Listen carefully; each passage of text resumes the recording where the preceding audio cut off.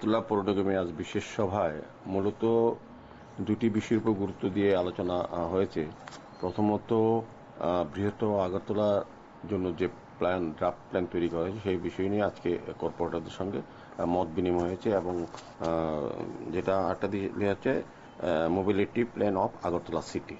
দুইটা বিষয়, একটা হচ্ছে আগরতলাকে আরো বর্ধিত করা, আগামী 20 বছরকে সামনে রেখে যে মাস্টার প্ল্যান তৈরি করা, সেটা নগর দপ্তর থেকে তৈরি করা হচ্ছে টোডার মাধ্যমে।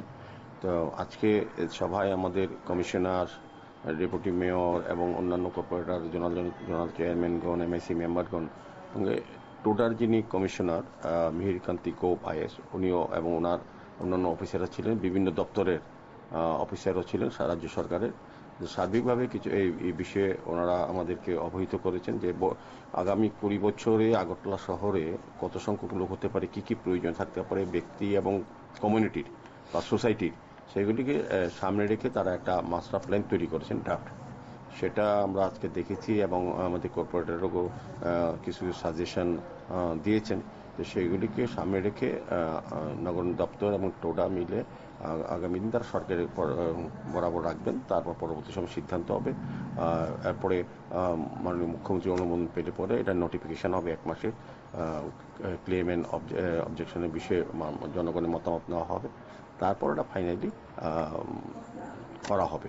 তো যেহেতু বর্তমান শহরে লোকসংখ্যা অনেক বেড়েছে, জনসংখ্যা বেড়েছে, কিন্তু সেই তুলনায় রাস্তা বৃদ্ধি করা সম্ভব হয়নি। আগরতলার উপর লোড হয়ে গেছে, কারণ এখন এই 2018 সরকার আসার পর এই রাজ্যে শিক্ষা, স্বাস্থ্য, পর্যটন সমস্ত ক্ষেত্রেই আগরতলার উপর নির্ভরশীল হয়ে পড়েছে সারা রাজ্যের এবং বিভিন্ন প্রান্তের লোকজন।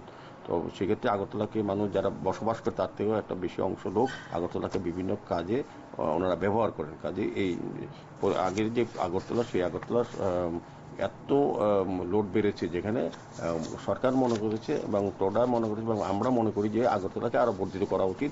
যে ফেসিলিটিগুলি আগরতলা আছে সেগুলি যাতে আশেপাশে রাখা যায় এবং আগামী 20 বছর পর যখন সিদ্ধান্ত হবে এখানে মেডিকেল কলেজ করা দরকার, আরো বেশি এডুকেশন কোনো ইনস্টিটিউশন করা উচিত, কিংবা এখানে প্রস্তাবিত পার্ক করা উচিত বা ইন্ডাস্ট্রি করা উচিত, এগুলিকে সামনে রেখে এখন থেকেই জায়গা নির্ধারণ করা হয়েছে। এই মাস্টার প্ল্যানের মধ্যে কোথায় মেডিকেল কলেজ করা হবে, কোথায় ইউনিভার্সিটি করা হবে, কোথায় ইন্ডাস্ট্রি করা হবে, কোথায় রাবার প্ল্যান্টেশন হবে, কোথায় গ্রিন সবুজায়ন তৈরি করা হবে, সার্বিকভাবে এখানে যে গ্রোথ আছে, মানুষের গ্রোথ সঙ্গে সঙ্গে সমস্ত বিষয়টা কিন্তু চিন্তা করে এই মাস্টার প্ল্যান তৈরি করা হয়েছে, ড্রাফট। তো সেটা আজকে আলোচনা হয়েছে দুটি বিষয় এবং আগরতলা শহরে যে যানজট সেটাকে কিভাবে সুন্দর জায়গায় আনা যায় এবং আগামী 20 বছরের মধ্যে জনসংখ্যা অনুযায়ী পানীয় জলের, বিশুদ্ধ পানীয় জলের ব্যবস্থা করা, যানবাহন গাড়ির সংখ্যা বৃদ্ধি করা এবং এগুলিকে নিয়ন্ত্রণে এনে সার্বিক সুযোগ সুবিধাগুলি দেওয়ার জন্য একটা মাস্টার প্ল্যান তৈরি করা হয়েছে।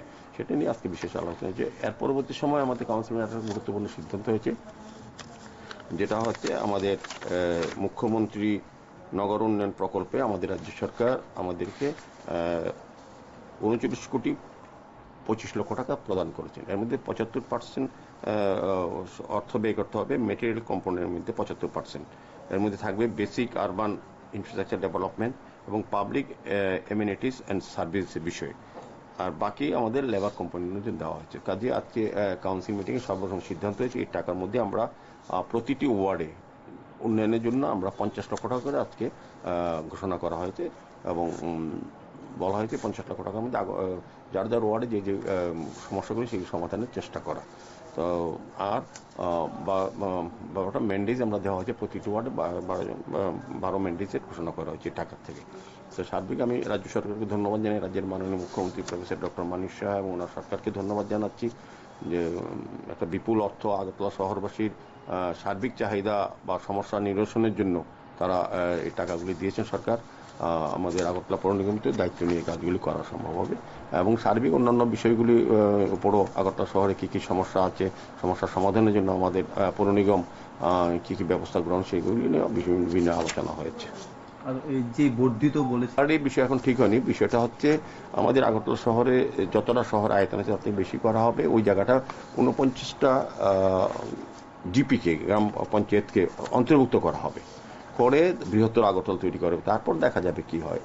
বিষয়টা কিন্তু এখন হচ্ছে কি এরিয়া নেওয়া, এবং আগামী দিন যে যে যে চিন্তা মানুষের ভাবনা আসবে, যে এখন আগরতলার সংখ্যা যত আছে 2025 সামনে টার্গেট রেখে 20 বছর পর আগরতলা শহরের জনসংখ্যা কত হতে পারে, এবং হলে পরে তাদের এখনো যে যে সুবিধাগুলি তাতে কতটা বেশি বৃদ্ধি করতে হবে। জলের সুবিধা, রাস্তাঘাটের সুবিধা, ড্রেনেজ সিস্টেম, পাইপলাইন বর্ধিত করা, সার্বিক পরিবেশকে সুন্দর রাখা, সবুজায়ন করা, পার্ক নির্মাণ করা, সেগুলোর জন্য নির্দিষ্ট করে এখন থেকে জায়গা তৈরি করা হবে। কারণ আজকে থেকে 5 বছর পর মনে হবে যে এখানে একটা আরো 2টি মেডিকেল কলেজ আগরতলা শহরে করা উচিত ছিল। তখন কিন্তু জায়গা কোথায় পাবেন? জায়গাটা তখন কিন্তু মাস্টার প্ল্যান দেখে সমস্ত ডিপার্টমেন্ট রাজ্য সরকারের যত পরিকল্পনা গ্রহণ করবেন আগরতলায়, তখন কিন্তু তারা দেখে নেবেন কোন জায়গাটা তাদের জন্য নির্দিষ্ট কোন ইন্ডাস্ট্রি করা হবে, রাবার প্ল্যান্টেশন করা হবে। তো এটার জন্য জায়গা কোথায়, জায়গা নির্দিষ্ট করা হবে। এখন যখন মানুষ জায়গা খুঁজে না ইন্ডাস্ট্রি করার জন্য, এখন আমরা এই বৃহত্তর আগরতলার মধ্যে আপনার এই জায়গাটা নিয়ে ইন্ডাস্ট্রিয়াল এরিয়া যেটা আছে, হ্যাঁ বুজঙ্গনগর নেওয়া হয়েছে, এদিকে ডুকলিকে অন্তর্ভুক্ত করা হচ্ছে, মানে সার্বিকভাবে। তারপর এটা তো ইন্ডাস্ট্রিয়াল এরিয়া জানা আছে, তারপরও আগরতলাতে আরো ওই নির্দিষ্ট এই বৃহত্তর মাস্টার প্ল্যানের মধ্যে নির্দিষ্ট করা থাকবে কোথায় কোথায় ইন্ডাস্ট্রি করা যাবে, কোথায় জলের ব্যবস্থা করা হবে, সোর্স তৈরি করা, কোথাও গাড়ি আরো বেশি, এখন 300টা গাড়ি বাস ব্যবহার করার কথা চিন্তা করে সেইভাবে রাস্তা তৈরি করা। তো সার্বিকভাবে কিন্তু একটা বিশাল পরিকল্পনা। আমরা মাস্টার প্ল্যান আগে অনেকবার বামফ্রন্ট আমলে শুনেছি, প্রকৃততে আগরতলা শহরের জন্য কোনো মাস্টার প্ল্যান কেউ তৈরি করেনি। আমাদের সরকার আসার পর বর্তমান মাননীয় মুখ্যমন্ত্রী প্রফেসর ডক্টর মানিক সাহা এবং ওনার নেতৃত্বে সরকার নগরায়ণ দপ্তর চিন্তা করছে, না আগরতলা শহর বৃহত্তর আগরতলা তৈরি করতে হবে, যাতে সমস্ত সুযোগ সুবিধা আগরতলাতে যতটা তার থেকে বেশি পাওয়া যায় অন্য জায়গায়, তবেই আগরতলার যে চাপটা কমবে সার্বিকভাবে। সেই কারণেই এই মাস্টার প্ল্যানের আজকে খসড়া প্রস্তাব দেওয়া হয়েছে। আমরা আলোচনা করে আমাদের কর্পোরেটর মতামত রেখেছেন, এটা পরবর্তী সময় সরকারের বিবেচনায় থাকবে, পর দেখা হবে যে কতটা কিভাবে কত তাড়াতাড়ি এই মাস্টার প্ল্যান কাজ শুরু করা যায়।